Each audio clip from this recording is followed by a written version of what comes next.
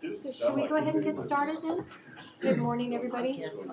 Phil's up in Sacramento attending the ARB board meeting with probably hundreds and hundreds of other people while they're dealing with the community selection for AB 617 and some other items. So Susan and Bail run the meeting this morning, so welcome. As tradition, we start the back of the agenda, and we wanted to mention if anybody wants to for public comment, fill out a blue card, please, and then you can give it to any of us and we'll pass it along. If you want to do that, David.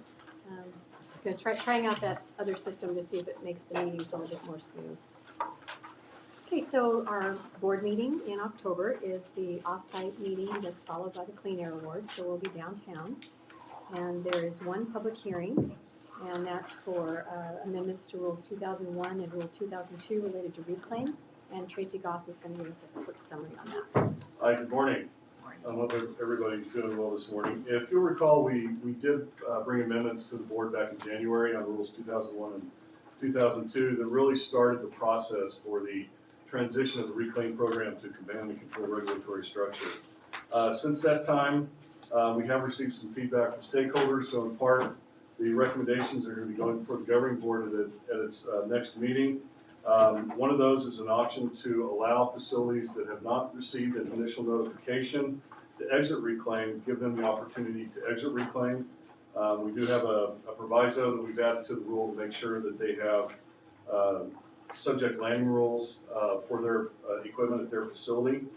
Another option is for facilities to stay in the reclaim program. That is in large part due to a lot of concerns that we've had brought to us regarding new source review policy issues that we're currently engaged with EPA on. So we'll allow facilities to stay in reclaim while we work out those new source review issues. For facilities that exit the reclaim program, we are going to limit and restrict access to our internal bank until we get through those policy issues. We do believe that in working with EPA, we should be able to have a good handle on proposals going to the board next year. We do want to make sure that for any facility that does exit reclaim, they have a landing rule. And there's nothing to, even though that we're working on these new source review issues with EPA, it does not prevent us from going forward with doing rulemaking to establish parks requirements, because one of the overarching comments that we've heard from facilities is they want certainty as to what are going to be the NOx emission limits that they're going to be subject to in the future. So while moving forward with EPA, we'll be able to proceed with BARC rulemaking, establishing those NOx limits, establishing a compliance schedule for those facilities, and all the while we'll be working on the new source review. So with that, we can answer any questions. Thank you. Any questions? I just have one question. Sure. Has anything changed since in the last month since the set hearing? Changed in The terms of our stationary proposal? source? Yeah. No, nothing materially. No, we've done some clarifications within the staff report. You'll see that in strike and underline, and in the rule, double strikeout, underline. Okay. But overarching, the principles are still the same. Okay, thanks. That reminds me, I neglected to say which items are not yet in your package. This is one of those items that's not yet in your package. On page 10, also number 28, 29, and 31, some of the lumpy reports. And then there are a couple of other items that are not yet making their way through on the consent calendar, items 1 and 2. And that may be it. So we're working to get those out to you as soon as possible. So you'll get and number 10. So those will be making their way to you guys very soon. Okay, So Tracy, just to confirm, those were just minor clarifications, no significant changes since the set hearing, No right? significant changes, no. Okay. All right, thank you. So now if you'll switch back to page 2, we can talk about consent calendar. So we have a number of items that are set hearing, and so the first one is to talk about changes to Rule 1135, and that's Mike Morris is going to give us a summary. Good morning. 1135 is our landing rule for electricity generating facilities or power plants. In the proposed rule, we'll be establishing BARC limits for turbines, boilers, and for internal combustion engines located on Santa Catalina Island. The Catalina IC engines, that was an issue that we discussed at Stationary Source, where they directed us to include an extension, and we've done so in the proposed rule. In addition to that, we'll have monitoring, record keeping, and reporting requirements for these facilities. And with that, I can answer any questions. Yes, go ahead, Mark. Yeah, the cost analysis that you folks did on it, I know that there were some comments that you picked out individual units and looked at the cost and see whether the limits would be cost effective or not, and then there were some comments that you ought to do it as a whole group in order to set BART. Was that analysis done, or you just kind of did individual ones? So we've done the cost analysis on every unit. We presented information on selected units, but in the draft staff report, we'll provide the information for all units. As a group? So it'll be shown individually, but when we did the cost effectiveness, we did look at it as a group, or certain groups, turbines, boilers, engines. So if you did it as a group, would the cost effectiveness of the rule have allowed either more units to be covered under the lower limits or a lower limit overall? For a lower limit overall, no. Essentially, our limits per piece of equipment are at BACT, and that's for BART requirements. So 2 for a turbine, a combined cycle turbine, 2.5 for simple cycle turbine, and 5 for boiler. Those are all essentially BACT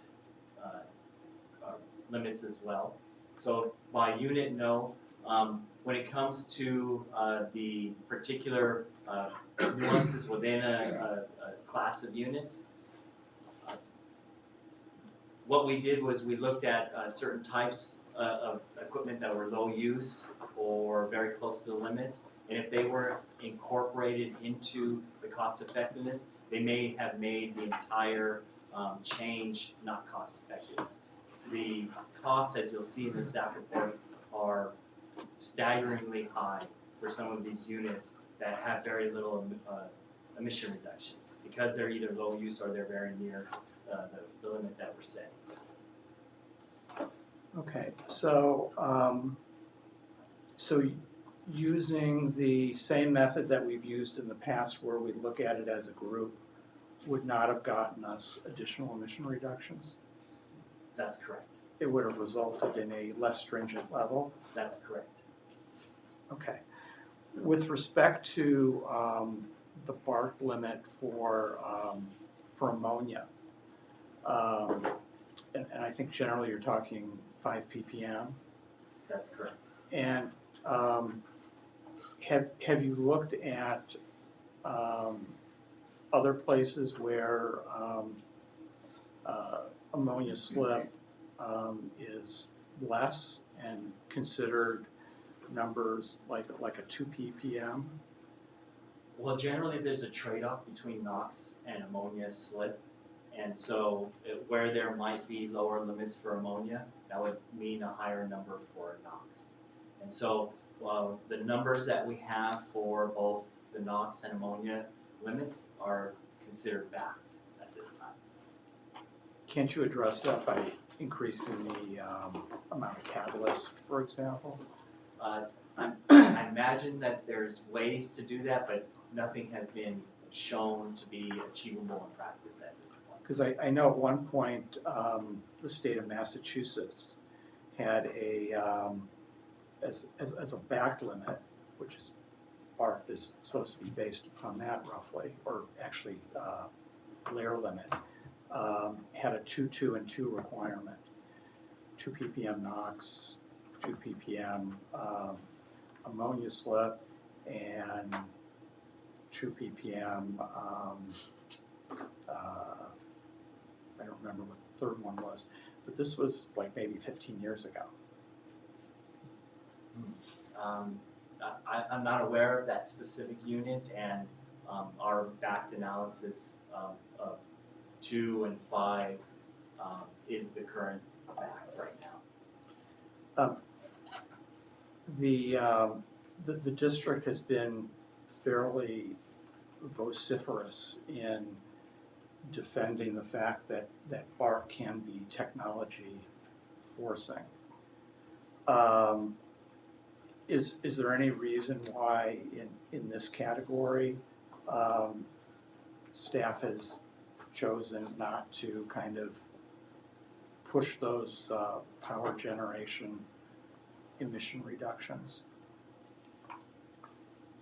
I think we're pushing it as stringently as we can at this point. I'm not aware of any other devices that are lower in terms of NOx limits than what we're proposing. Well, for smaller turbines, which supposedly can be increased to higher ones as part of the technology transfer that staff has indicated that they could do. I've seen, my understanding is that actual levels for the EMX technology, for example, has achieved less than half of a ppm of NOx. And of course, zero ammonia slip, significantly less particulate matter than SCR. So it just seems to me that that might be a possibility to actually push some of those limits in that direction, because those are not even technology forcing in many ways. It's existing technology that's out there. And my bet is that if you tightened up the levels on there, the SCR manufacturers are actually going to up their game, because those numbers haven't changed for many years. And in fact, SCR numbers before the EMX technology came out were significantly higher, and then all of a sudden, magically, SCR was able to meet some of those lower numbers. Well, we can take a look at that, Mark. This is at the set hearing process, so we'll take a look at that and see and get back to you on whether we think that might be a possibility. I would hate to delay this rule for one category, but let us take a look at that and see if it's something we need to add or take a look. So we'll take a look at that. Sure, and I think it's better if I raise it at the set hearing point rather than at the meeting before the hearing. So if there's something that needs to change, then staff can do it. Lastly, well, that would be a significant change to the rule, though. It I would know. have to be reset and renoticed and the whole thing. So, but we'll take a look at that. So thank you. lastly, you've got some of the limits which could be extended for some of the units to as late as 2029. And that's because of the requirement for once through, and some of these folks have gotten extensions for that, and presumably there could be more that could get further extensions.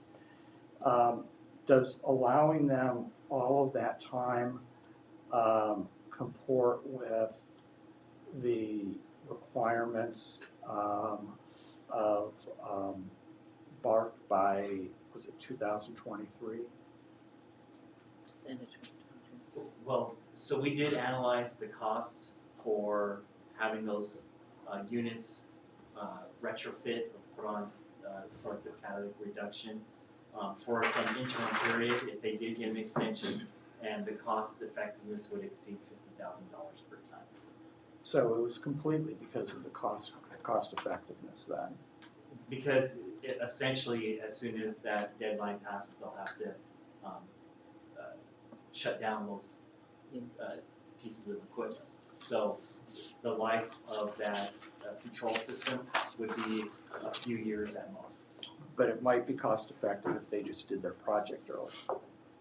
No. So even if they started right now, having the millions of dollars that go into putting in the control technology would not be cost effective if they only ran it for, say, 5 to 8 to 10 years. No, I mean if they ran it for like 20 years, and even though they had the extension on once through, and they had all that additional time, if actually they were pushed by our rules to actually go ahead and deal with their once through problem earlier.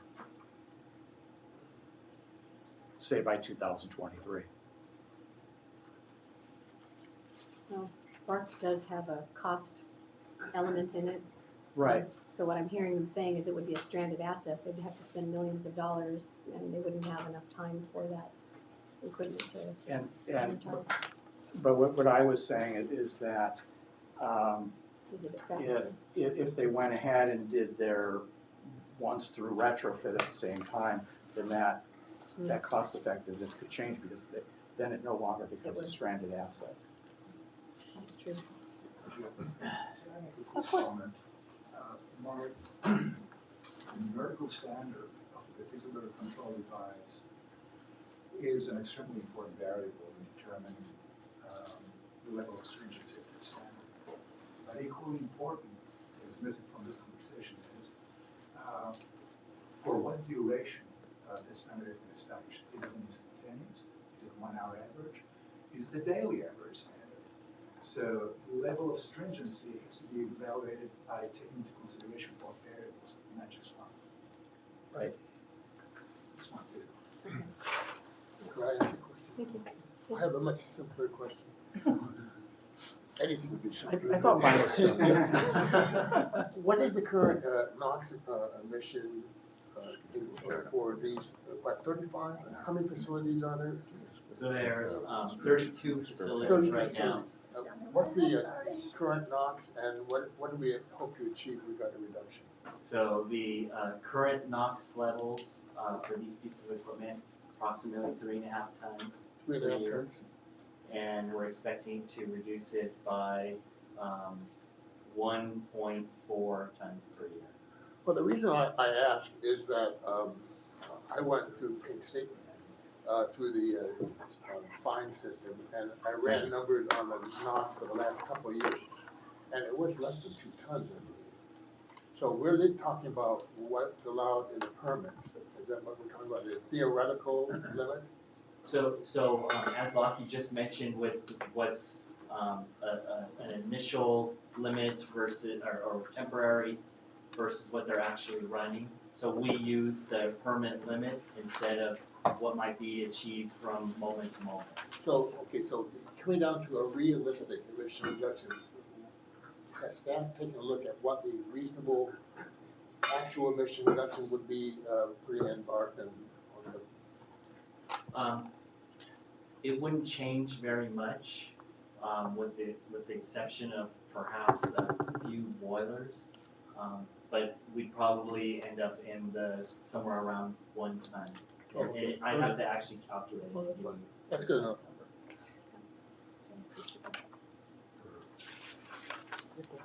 number. 1 ton per day, excuse me. That 1 ton per year. Sorry. Okay. All right.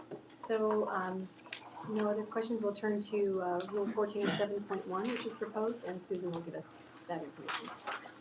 So staff briefed the Station Resource Committee on proposed Rule 1407.1.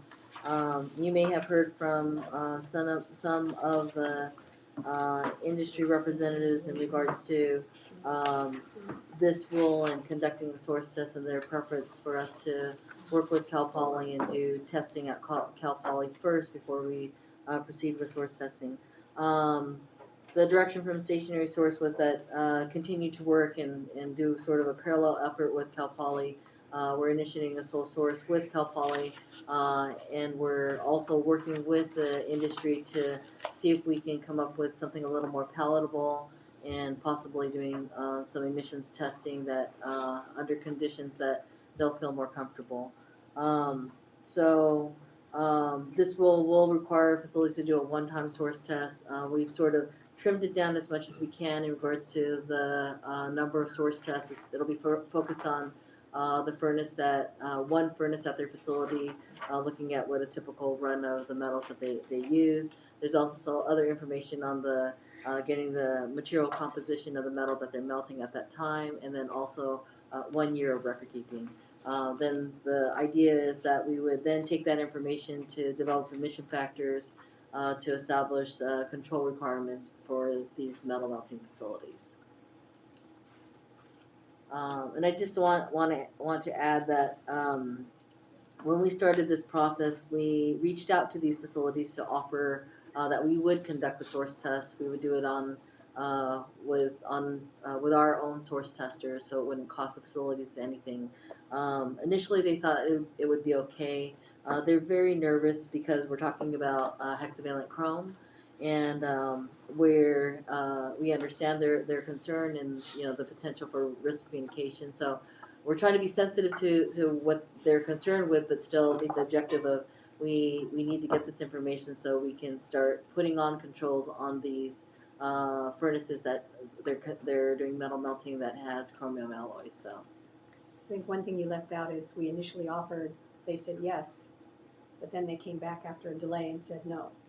So it took a long time to get through that process. So Susan proceeded with staff to write a rule to require the testing, and now they're saying don't do the testing, just do the Cal Poly. So we're trying to work with them and come up with something that works for them. But we have an offer to them right now, and they're thinking about it. They said they were kind of thinking, somewhere in the same vein. So hopefully we'll come back with something positive. I got one question. No, not just a minute, you have one question. Yeah, this is just one. No follow-up. It's gonna be 25 minutes You're long. 5 minutes around. Think of this as the Kavanaugh hearing. 5 minutes I can get. I mean, I probably could have gotten my answer in that amount of time. They had indicated that they had a concern with the source test method. And staff had asked for them to come up with some sort of technical reason why there was an issue with the source test method. And I remember at the working group meeting, they couldn't identify one. Have they gotten back to you with any sort of technical reason or justification that there was an issue with that source test method? No, I mean the primary premise is that the preamble of the source test method identifies two sources that are not metal melting. One was glass melting, and the second category metal finishing. We have used the method 425 for heat treating furnaces, for other metal processing. Just because the applicability didn't identify that particular source category doesn't mean that it's not applicable. It works for, it's the same type of methodology, it's the same method. We can work with CARB and to expand that applicability in the discussion of that sort of preamble of the source test method to give them comfort, but there's nothing, we wouldn't do anything different. The other point that they're arguing is that we're saying yes, hexavalent chromium will oxidize from chromium to hexavalent chrome at these temperatures. We know that because we've done source testing, or we call them screening tests, for metal heat treating, which is at a lower temperature than melting, and then welding, which is at a higher temperature. So in that band in between for the metal melting, we're very confident that you're going to have the oxidation of hexavalent chrome. So the question isn't will you have hexavalent chrome, the question is how much, and we need the source test to tell us how much. It's like we don't really need Cal Poly to tell us that it's going to be generated. We already know with these chromium alloys that you'll generate hexavalent chrome. And Ron wanted me to ask another question. Okay. Thank you, Ron. And the source test that was performed a number of years ago, and they've raised a question because of the age of the source test. You're not taking a sample from 30 years ago and having the lab look at it now, or are you, or is the source test method changed? I mean, is there any reason why that source test from back when wouldn't apply and the data is not just as good? No, the source test method has been updated since then, but there's nothing to say that the information from that source test is now invalid. So there's, in the sort of companion rule 1407, there's a source test provision. Even in our our original lead rules, there was a source test provision that was a one-time source test. When you have those provisions, it's not to say that, well, that source test is invalid. What becomes questionable is, like, if someone did a source test in 1997, or is it still, are the conditions that the facility is operating, are they still the same? Right. So we would want a resource test. But what it was source tested then, it's like if it said 5, it's still, we would still believe that 5 that for that number. Okay, thanks, Ron. So a few questions related to the procedures about this testing. Is this a grab test? Is this just grabbing test, or is it how frequent? It's a source test where in the stack you put a probe, and then they would typically 8-hour run. 8-hour run. Yeah. For a given day. Right. Okay. It's not Just like that. Okay. Yeah, a And stack this, test. it is how many facilities to go through? There's this? 14 facilities, but we're only requiring the facilities that currently have stacks. Some of them, they would have to do, we probably do a screening test, or there would be some level of construction that would be needed to actually do that source test. So it comes down to 8 facilities that would need to conduct the source test. So who's funding Cal Poly to do this?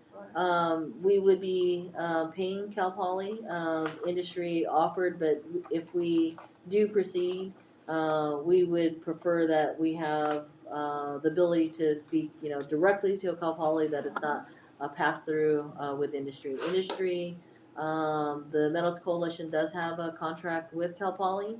And so there is a level of concern for us. It's like that we want to be sure that we're when we're working with Cal Poly, that it's, this is the information that we're providing, and the information that they develop is information that's coming directly back to us. And we're willing to share that with industry as we move along through the process, and protocols, and everything, to be transparent. I think Mark took Ron's question, but Mark, you want to give Ron I have one simple question. Did I miss something there? What is the half-life of hexavalent chromium? I don't know. Jason, do you? Well, Okay. In air or in soil. I think when you're looking in soil, it would last longer. okay, I saw some Temperature, Some- there's a lot of factors. federal agency that I couldn't even tell you the name of, that's out of Georgia or something, that said the half-life, I guess in the air, is between 5 hours and 5 days. Is that, That can sound like it. But when it falls down, When it falls in the soil, it lasts longer? Right, correct. Yeah. I think that's, in general, that's going to be. See, that's a simple question. See, I shut up. So we're gonna keep moving then, so we'll cut that banner off.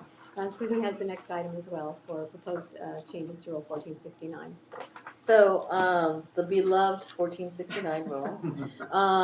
So we the public hearing that we had in September, the direction from the board was to return in December. Staff's thought is that we will go back to the Stationary Resource Committee in October, and we would like to recommend that we bring the rule back in November instead of December, with the concurrence of the Stationary Resource Committee. So we would have another opportunity to go over some of the details of the comments that were raised at the public hearing, which are similar comments that were heard through Stationary, but go back and highlight those and go over the details of those with Stationary. Comments? Well, just a few. And you and I have talked about it. I think one of the things that my board member, who's chair of Stationary Source, would like to have more information coming forward to the governing board, that sometimes we all get into, everybody knows about this, and you'd had questions from the board that not having sat through this 3 or 4 times, that they didn't get them, that they clearly didn't understand the work that you had done already for some of that. So just adding some more background perhaps to the board presentation, and yeah, I know they don't always like to hear it, but that could answer some of those questions. And I know you've been working on that. And also there were questions from the board about costs, and perhaps having an example of each of the tiers so that the board gets that, oh, I get it. Because not just trying to pull that out or figure it out from the rules sometimes is difficult for them at wanting to answer a question that's the public testimony brought up. And so I think some of those things, being ready for those types of questions from the board, could maybe move along a little bit. Yeah. If we get the opportunity. So, Yeah, exactly. Sometimes we don't. So for 1469, it's like one from the very get-go of this rule, recognizing that the high percentage of small businesses that could potentially be impacted by the rule, it was very cost-conscious. And then through the rulemaking, as folks became concerned about certain provisions in the rule, we anywhere we could, we trimmed down provisions to minimize cost impacts. One example is source testing. The rule started out with once every 2 years, then went to once every 3 years. Then at Stationary Source Committee, we had the similar set of folks that had commented at the board saying, you know, the main issue for us is source testing. So we added a provision that was once every 5 years, and then for the smaller facilities that are under 1 million amperes, we said once every 7 years. I went to these facilities, the facilities that had testified at Stationary, and then also came back to the governing board and sat down with them, with the owner, and said, what is it in the rule that is troubling? Where, you know, what provisions are a problem? And so we'll go over that with Stationary, but source testing was one of them. So we went to once every 5 and once every 7. Then we got the head nod, okay, we feel comfortable. They were concerned about provisions for their building enclosures, and one of the facilities that had testified, they said, you know, it's like, if we have this large piece of equipment here that's blocking the cross draft, could that satisfy the requirement for cross draft? We said, we looked at it, we looked at how the configuration, we said, yes, we put in a provision for the cross draft. Another facility had said, hey, you know, we're really concerned about this provision for these openings in the roof. And so we changed the provision, so instead of 40 feet, we did 10 feet. And we got the head nod, okay, you know, we feel comfortable. So sat down with every operator and offered, would you like us to come out to your facility? Would you like to meet with us? And the ones that said, yes, come out. We met with them, and the facility said, hey, I'm really concerned about this provision for air cleaning. It's like, you know, do I have to build a big structure? We said, no. You can use like a welding screen. A welding screen, well, that's very inexpensive. Okay, we're okay, and we get a head nod. So it's difficult for staff that, you know, through this whole process, I have gone out to the facilities, talked to the facilities, asked them what the issue is. We modify the rule provision, still maintaining the key aspect of controlling these high emitting tanks and the main core provisions, and we get the head nod, but then they're still coming in droves to the board meeting saying, hey, I got a problem. 2 of the facilities that are complaining, their cost of revenue is 0.01%. So, you know, it's difficult for us. It's like, is it really about cost, or is it that we're adding additional provisions that you're concerned about that are other opportunities that you might get an NOV? I don't know, but we'll, you know, all I can say is we have gone out and, given this enormous olive branch to them and said, what is it that you need? What is it that we can do to help you? We make the changes in the rule, and then we get what happened at the board hearing. From the Metal Finishing Association, they're not gonna say that they support it, but our contact from the Metal Finishing Association said, we're ready to move on. And so he, as a Metal Finishing Association, is saying we're ready to move on, but some of their members who we've worked with extensively are having their workers saying, we're concerned that we're gonna go out of business. It's difficult for staff to, what do we say, what do we do, how do we move on? So you'll notice this will have gone to Stationary Resource Committee 7 times. And so we want to bring it to the board and call the question and let the board decide. And Susan, can you mention briefly which of these set hearing items you believe people will pull at the October board meeting for comments? I think all three will be pulled. So on 11:35, they're going to bring up issues on the definition of bark that you can't, even though WISPA will probably likely comment. WISPA is not impacted by the rule, but they're going to comment on the definition of bark. They're going to comment on the new source review issue. And they're going to comment on piecemealing. 1407.1, depending on where we are in the next week, you're probably going to hear comments that we should move forward with the Cal Poly, don't move forward with the rule. 1469, I'm really not exactly sure, where they're going to be. So one thing that at the board meeting came out for this 1469 is didn't hear the other communities.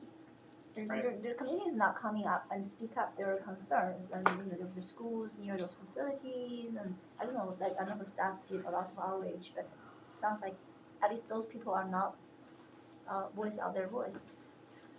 Yeah, I mean, at the board. That was surprising. Yeah. Staff doesn't go out and solicit comments. I mean, we send the notices out to everyone on the 30-day. We got one email that was saying, why are you holding this meeting to adopt these amendments in the daytime? But that I just recall that one email that we had received. So. It just feels very strange because you go to your refinery, you hear both, but this is you only hear one side, and the board sitting there only hear one side.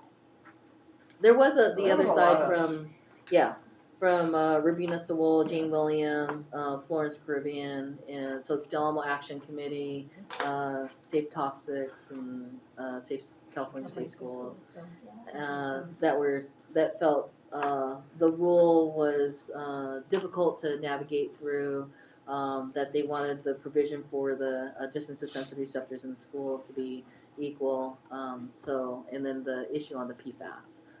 For the chemical fumes presence. It seems to be becoming more and more common for people to pull the set hearing items. Years ago that was very, very unlikely, but it seems like that's been a very effective technique for some groups on some rules. So you'll have some of these pulled again. Okay, so we probably should keep moving, or we'll be here till next Tuesday. Of course. That I think that the work that the district has done with hexchrome through the whole Paramount issue, I think that speaks to the environmental community being more satisfied with what's happening. We did have a lot of testimony at times about it, but I want to compliment staff, and again, I think you heard some of the frustration from the committee members about, gosh, we got to get off the dime here, and so I just want to compliment staff. And if there's any way that you can work in these issues that you've done into your presentation, I think that's very important, that they know you've done these things. So, I've Yes. be quiet now. And I've got one question. Sorry. So is Matt. Only one? Is there an issue about the length of time for a source test, or the need for a source test versus a smoke test? Because I've heard that concern that if you had an initial source test and your smoke test is showing that everything is operating properly, then there really shouldn't be a need to come back every 3 years. That just, the smoke test just tells you the direction of the flow of Right. the air. but doesn't give you a quantitative number. There is the other aspect that we do have, we refer to as parameter monitoring of the pollution control equipment.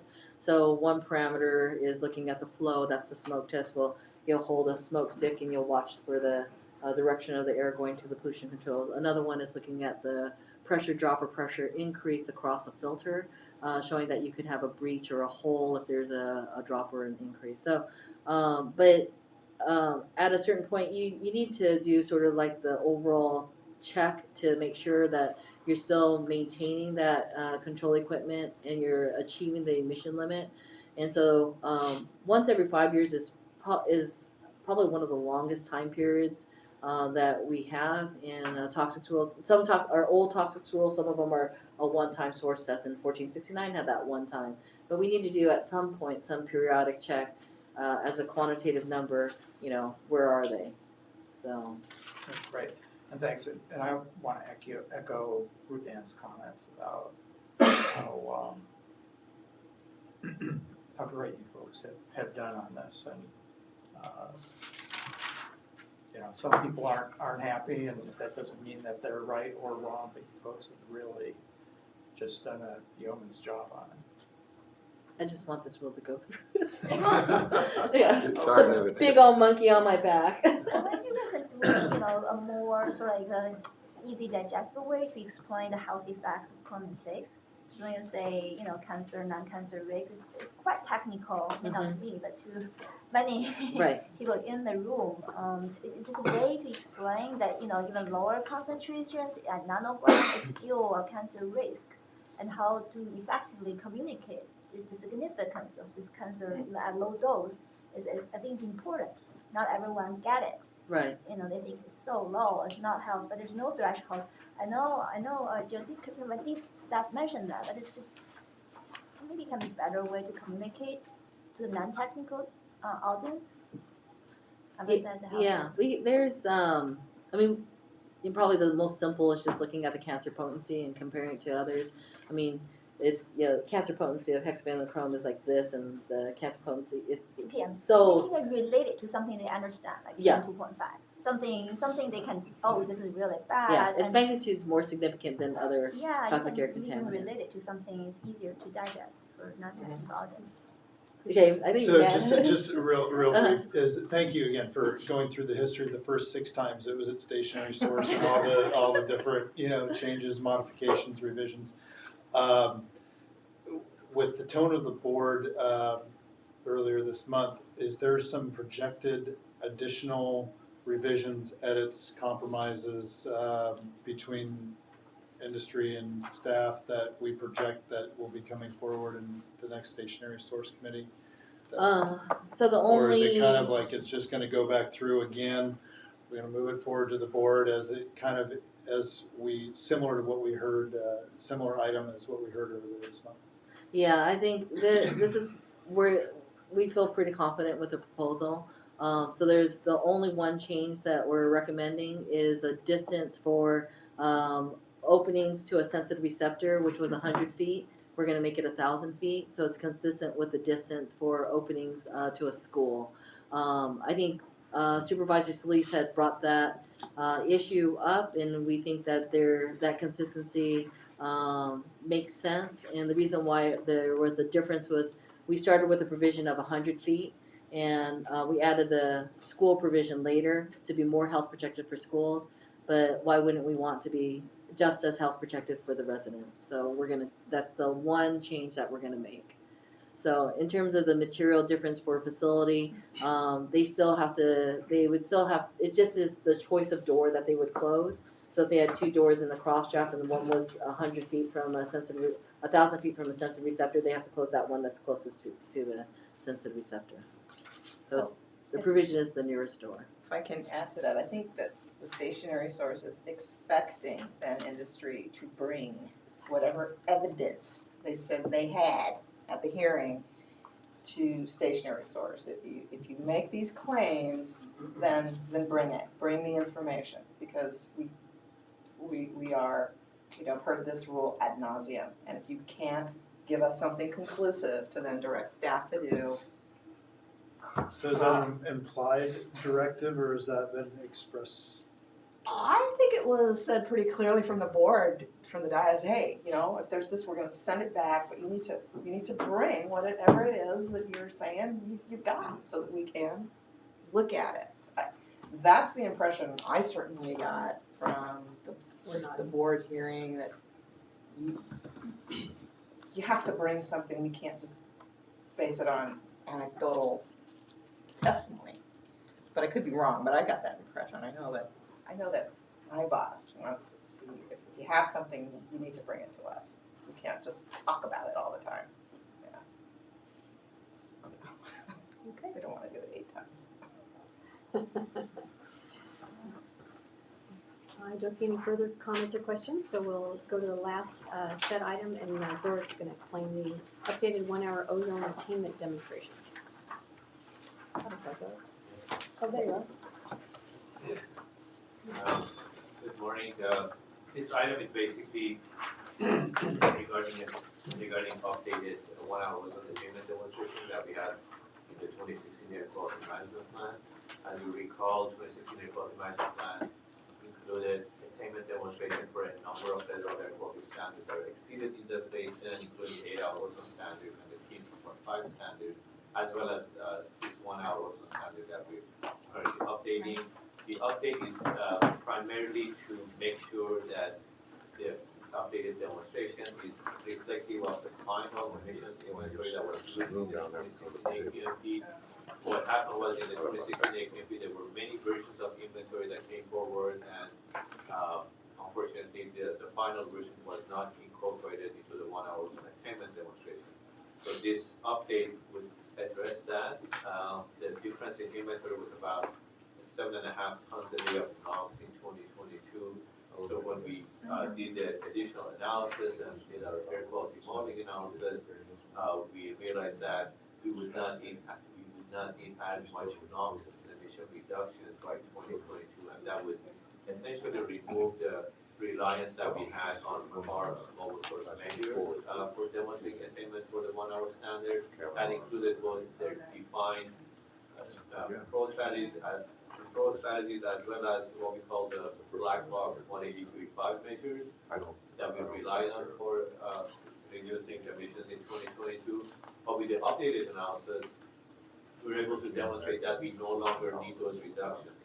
So that takes away the reliance on CARB's mobile source emission reductions, and we'll be able to demonstrate attainment only based on district's proposed stationary and mobile source control measures by 2022. So that's the major update that we are presenting. And what this will also do, it will also eliminate the need to submit contingency measures for attainment demonstration of the 1-hour standard, because we are not relying on the 183.5 measures anymore. So we're clarifying that in this updated demonstration. We had a public workshop last month. As expected, there was not much attendees, but about 10 people attending. There were a couple of clarification questions that were submitted, but we haven't heard any concern about our updated attainment demonstration. Be happy to answer questions. May I? This year has been another bad air quality year. Last year was a disastrous one because of the unique, worst conditions possible to create elevated levels. Last year we had 26 days exceeding the 1-hour standard. This year, 10 days, 2014, 2015, 2016, 10 years. Which brings up something. And in the last 3 years, this will be the 4th year, there's been an increase in ozone. And we've reduced NOx, but the other thing we've reduced a lot is nitric oxides. And nitric oxides is the Pac-Man in regard to eating ozone. And my question is, and this is especially true in the San Bernardino Valley area, which if you look at the entire 4 stations, if you combine their station day exceedances, it's up 30% from 20 years ago. 30%. San Bernardino and Redlands both are averaging about 100 days in which they exceed the federal standard. Put it into context, if you take a look at all 10 stations in what I call metropolitan LA County, plus Orange County, their totals this year is 23 days. So the inland area, including Riverside, is getting hammered.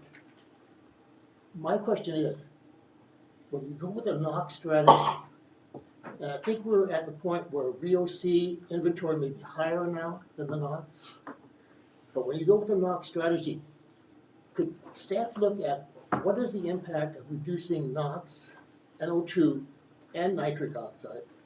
Will it result in an increase in the number of days in the inland area, including Palm Springs, versus the western area?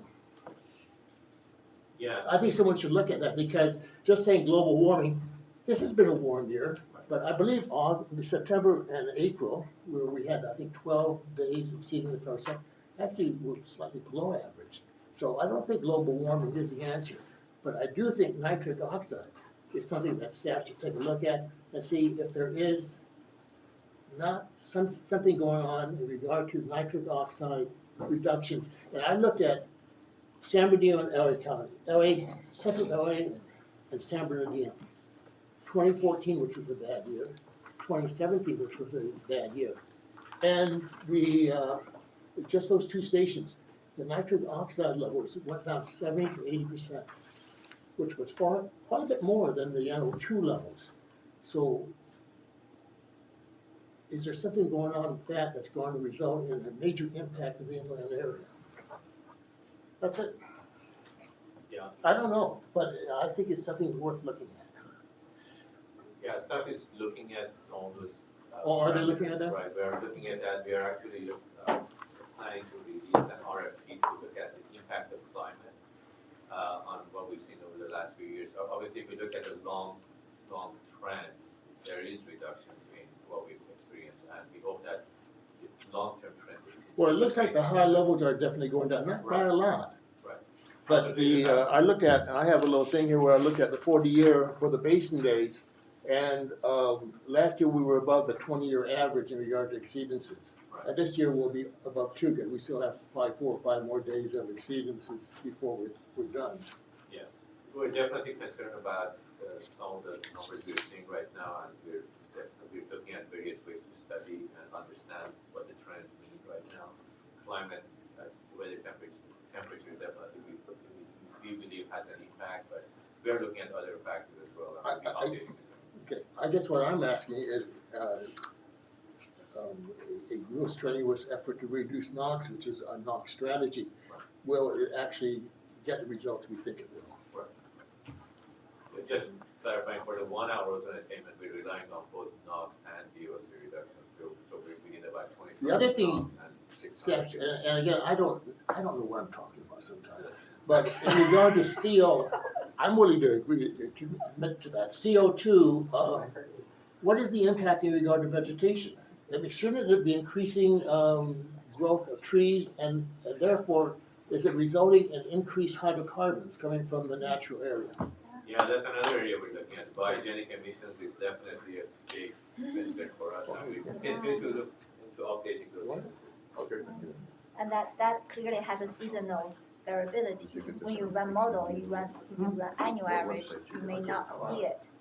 The seasonal VOC biogenic emissions.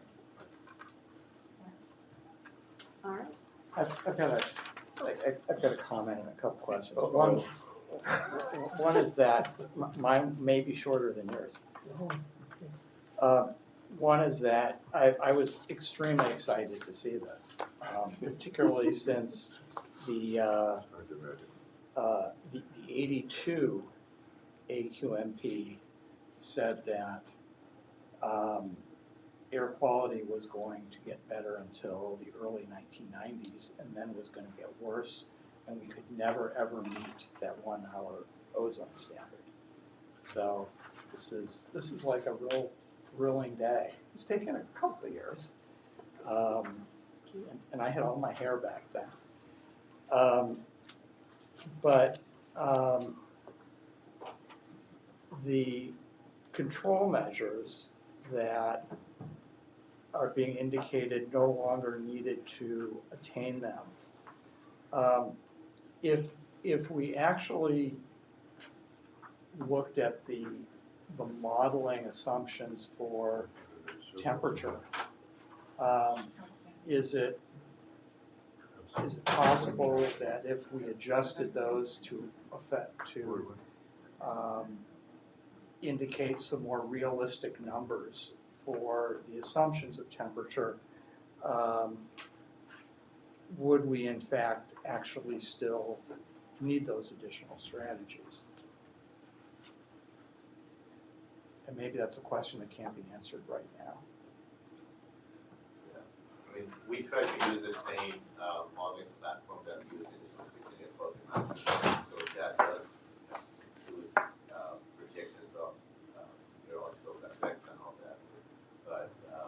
But you raise a good point that we should continue to look into that and consider that part. So I'm not sure I heard you quite well. So staff is going to be looking at other types of temperature scenarios in the modeling and see how it affects it? Not for this analysis, not for this demonstration. My comment was regarding the upcoming analysis that we have to do for the AQMD, for the next AQMD, which is coming up very soon, actually. Okay. Secondly, the elimination of some of these measures, are they just being removed so that they're not federally enforceable? Or are they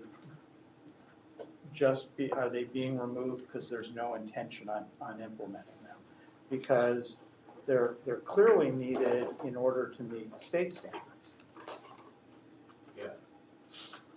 The two things, there were the two components of the ARB strategy. One were what they call defined strategies, so one specific control measure that I can think of was regarding their small off-road engines, and they had projected that there would be reductions in 2023, I believe, maybe potentially some in 2022, but based on our latest discussions with them, they haven't even started the full development process, so it's not very likely that they would achieve any reductions in the 2022 timeframe. But the other big part of the reductions that we are taking out are based on their 180.5 black box undefined measures, where CARB said by 2023 we will achieve so many tons a day of reductions. We said, okay, if that's what you're committing to, then we think by 2022 you would achieve maybe a portion of that would help toward our attainment demonstration. But because of obviously the uncertainty about these measures not being defined and also not being proposed or developed in a timely manner, that's why they were taken out, obviously. So we are relying on control measures that we are proposing to do, and we have specific timeline of when we're going to develop them, adopt them, and achieve the reductions. Having said that, CARB is in the process of developing several regulations already, right? You know, the ADVERT regulations is being developed, the ICP regulation for transit agencies is being, I think it's being heard tomorrow by CARB board. So we may get some reductions from CARB's adopted regulations that we haven't even taken credit for. So if we're bringing those in based on actual adopted regulations, it would help us toward the attainment negotiation even more. And if I could add, Mark, as you recall, the Clean Air Act requires us 3 years in advance to identify those black box measures. Therefore, CARB would have to actually define those by next year for us to take those credits in 2022. So we tried the modeling out, to avoid that demonstrate, that identification. So we feel that the plan itself has done an advancement in doing that identification. As you recall, those tables in there that talk about those specific measures of aircraft or locomotive and yada yada. And while that's sort of noted, they are working on those and create identification, but the concern would be that EPA may want to proof that up further in further detail. So in running the model out those, we'll be able to still make that demonstration. So CARB has been asleep at the switch on this. No comment. So ozone formation modeling is very complicated. Ozone in the context of climate. Ozone itself is a greenhouse gas. So temperature affect ozone formation, ozone then affect temperature. So there's a lot of looping, feedback mechanisms when you put those whole pictures into one integrated modeling domain. So if staff think there's our expertise in Southern California, if there's need to collaborate, or even just talk about what are the current state in terms of handling some of those very complicated processes. We continue to include the latest state of technology in our model. Yeah. Right. And the climate model is also very complicated because if you get to the regional and local scale, you see a lot of temperature gradients. At the global scale, yes, but when you get down to address jurisdictions, county level attainment, then you need the climate model to go down into that spatial grid, and that's very challenging too. And there are people who can help with that. No, one last fairly esoteric thing. Some people may consider esoteric, other people may think it's real science. Is that for the last 10, 11 years, we've been under extremely low sunspot activity. And a lot of scientists in Europe, especially in Europe, believe that this is going to result in a 30-year or more where there virtually will be very low sunspot activity. The reason I bring it up is that when you have low sunspot activity, you have increased cosmic rays hitting the upper atmosphere and creating clouds, and also resulting in increased rain and increased snow. And I think maybe, I don't know how you can even look at this, but if we go into one of these really low sunspot activities for 30 years, it's going to disrupt weather all over the northern hemisphere, and should have some impact on us meeting federal standards, good or bad, I don't know. But this is a thing that's been going on, and the government has been setting up balloons or whatever to measure the increase of cosmic rays, and it's increased 18% in the last 4 years. And it should continue to be increasing, resulting in increased cloudiness. And I know here, it seems unusual, I think in September, but we've had a lot of increased cloudiness in the morning. I don't know if it's due to the weather pattern or if it's part of this cosmic ray impact. Might take a look at it. Yeah. I don't have my modeling experts here with me, but I would definitely know what you're saying. And we are using the latest EPA guidelines that we are required to follow for all our air quality modeling analysis. But thanks for the comment. Okay, so I think we can keep moving then. So anything, Nat, you'd like to talk about on item 3? I have the next 8 items. All right, let's Matt show Yeah, any questions? We're cleaning up here, one truck at a time. I've got one question on 3. Sure. That, is it the intent to sort of equitably distribute the chargers through the 4 counties? Or Well, the intent was, so what happened is Mercedes, when they rolled out their B-Class electric vehicles, they had partnered with this company to also have a package deal with the charger and the vehicle. It turns out, though, there were a lot of people that leased the Mercedes B-Class didn't want the charger. And so we ended up with about 1,000 in a warehouse somewhere in South California County. They approached LA County first on whether they would accept the chargers. They originally agreed, but then they realized that they had no mechanism to receive a donation. And so then they asked us, but because they asked LA County first, LA County went and asked all the, like the sheriff department and other things within LA County if they would take the charter. So they ended up getting most of the early takers. But we're working with SCAQMD and others to try to distribute it to other locations. So to briefly answer your question, it's not going to be an even distribution throughout the 4 counties, unfortunately. Thank you. I'm happy to go through each one quickly. There's no other questions on number 3. What's the pleasure of the Or if you group? don't want to hear about. Go through them quickly. Okay. Okay, number 4 is, you know that we have a natural gas fuel station in the back of the building. There were some problems with us owning and operating it, so several years ago, actually 3 years ago, we decided to just lend the property to an operator and have them operate and own the station. That operator at the time, it was bad timing for them because that's right when Honda decided not to continue making their light duty natural gas passenger vehicle. So that operator no longer wants to operate the station, they found someone else to come in and to take over the operation and maintenance. So we're simply asking the board to allow us to transfer the assignment from the previous owner, which was First CNG, to this new owner, which is American CNG Energy. Any questions?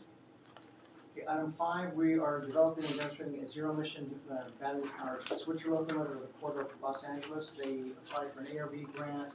They won the award at $2.7 million, and we're asking to co-sponsor the development of the project.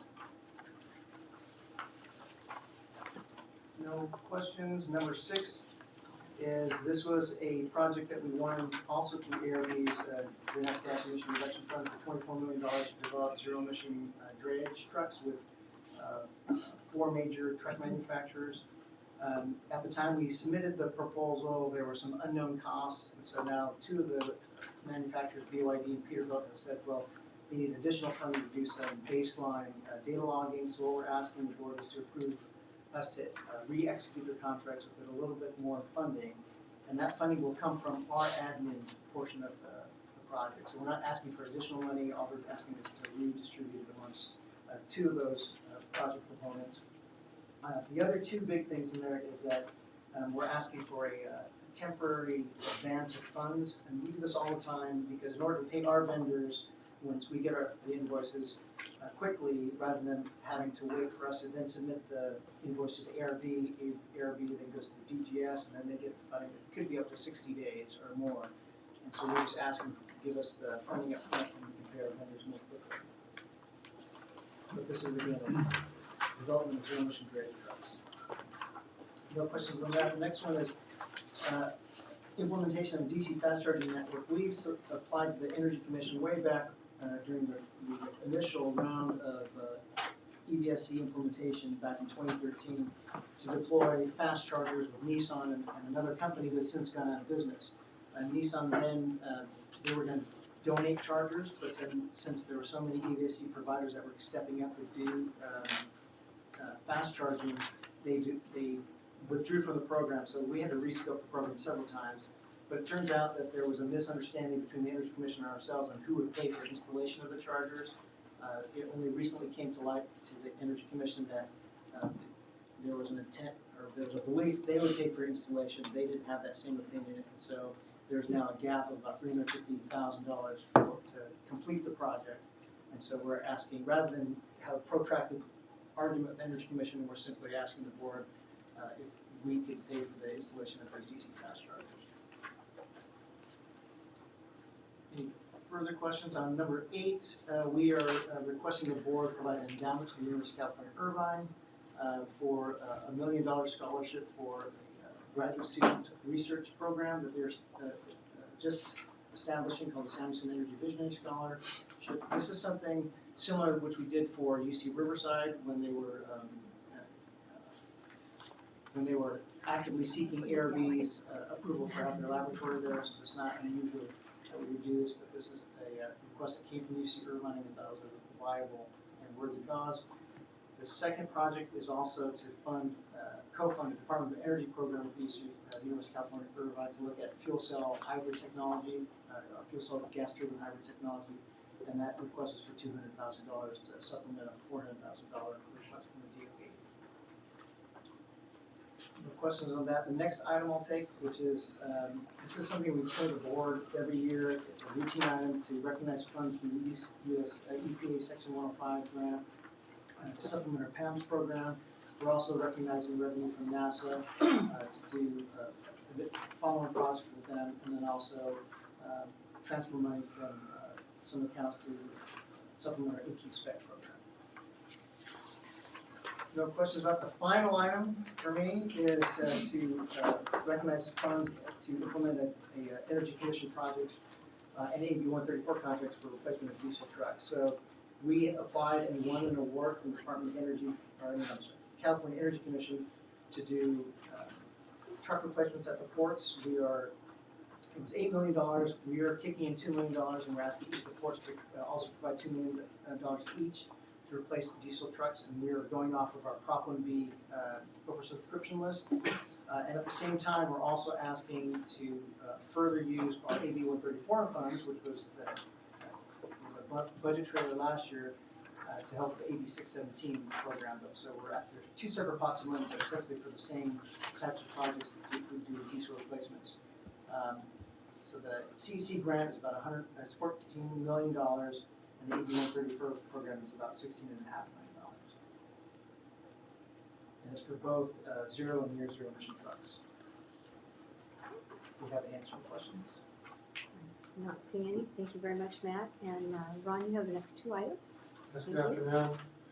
On Office 365, this item is a standard transfer and appropriation of funds to purchase Office 365. We currently use Microsoft Office 2015, and moving to the cloud will completely transform the way we do our day-to-day business. Not only will we be able to access Office products anytime, anywhere, and pretty much on every device, but we'll be able to collaborate and share documents and data like never before. Additionally, staff will be allocated an unprecedented amount of storage for emails and other files. Sufficient funding is available in the budget, and subsequent years will be requested and budgeted appropriately. Any questions? Security is the, well, Microsoft used to be known for not great security. Saying used to be Outlook is the virus's open door to your hard drive. Is it less secure to have that stuff on somebody else's facility as opposed to having it right here in house? I would say if we had this conversation 10 years ago, I would never put it into the cloud, but since then Microsoft has invested substantially into their cloud services and specifically focused in on security. In fact, they've created a separate government cloud which has additional security enhancements. So I've worked in different government organizations, and I've moved to Office 365 and have done full vetting of not just Microsoft products, but Google products as well. And Microsoft has a very good security architecture. So to answer your question, I'm not concerned about the security. Okay, thanks. Any other questions? Okay, the next item is to transfer and appropriate funds. It's a standard item to support multiple projects currently in development, including our online permitting, phase 2 modifications, replace your web application, phase 3 enhancements, and security portal system enhancements. Sufficient funding is available in our current budget, and I'm happy to answer any questions. Thanks, Ron. The next item is for John for security services at one of our headquarters. Thank you. Good afternoon. The item is to request approval of a 3-year contract with Contact Security to provide on-site security as well as other security services on an as-needed basis. The recommendation of Contact comes from the Administrative Committee based on the company's history of security guard services here over the last 17 years. The cost for this contract is included in this year's budget and will be included in future budgets. Happy to answer any questions.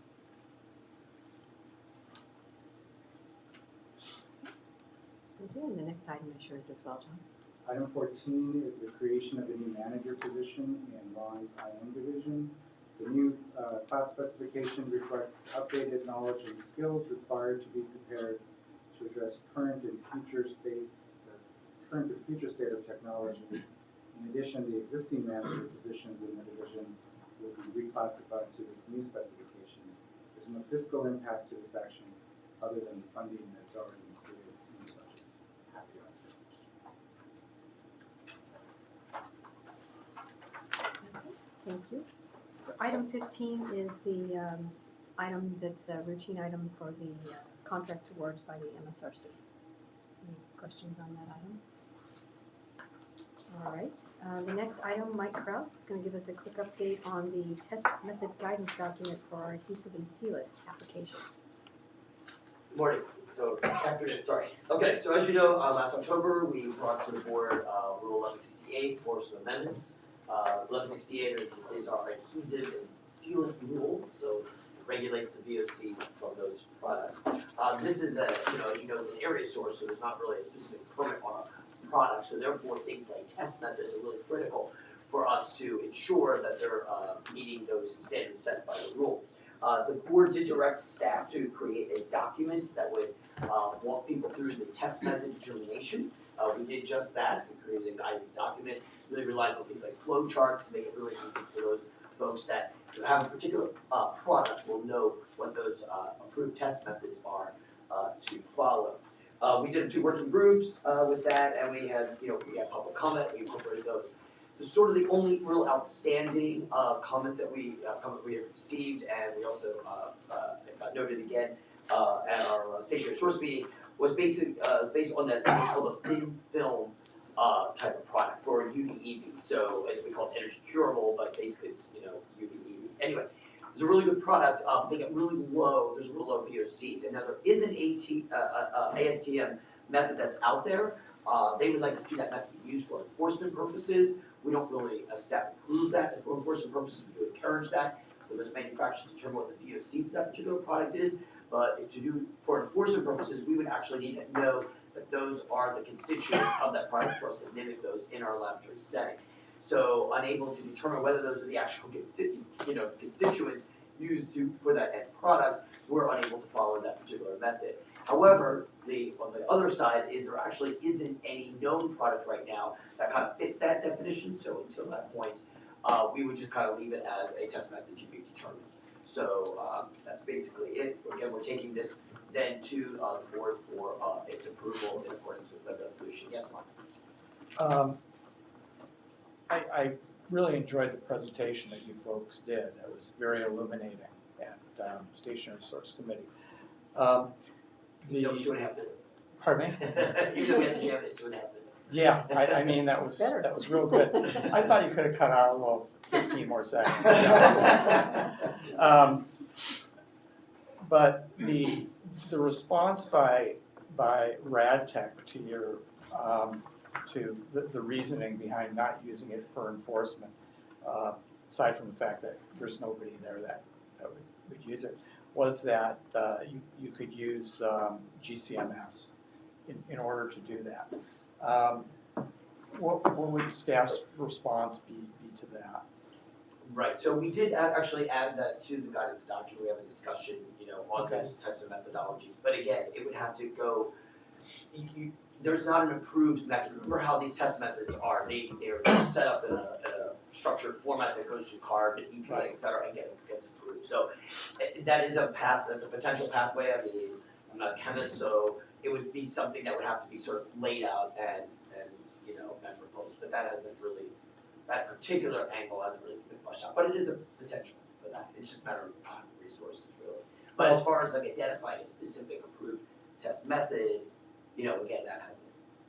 Well, maybe you can help on that. I mean, staff has a technical issue with, as RadTech had proposed.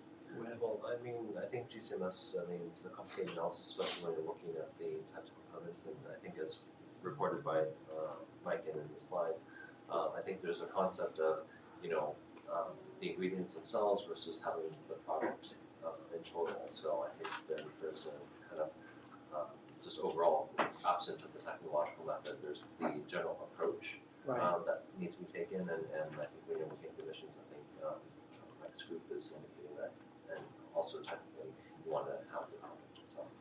So still more work need to be done on that to reach some consensus on it.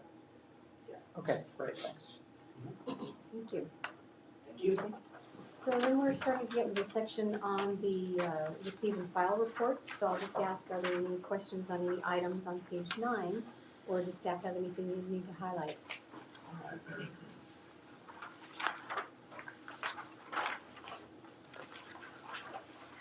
Okay, not seeing anything. And then on page 10, there's the regular board committee items. Any comments from staff on those, or any questions from you folks? Okay, seeing none, thank you very much. And we'll see you soon at the board meeting.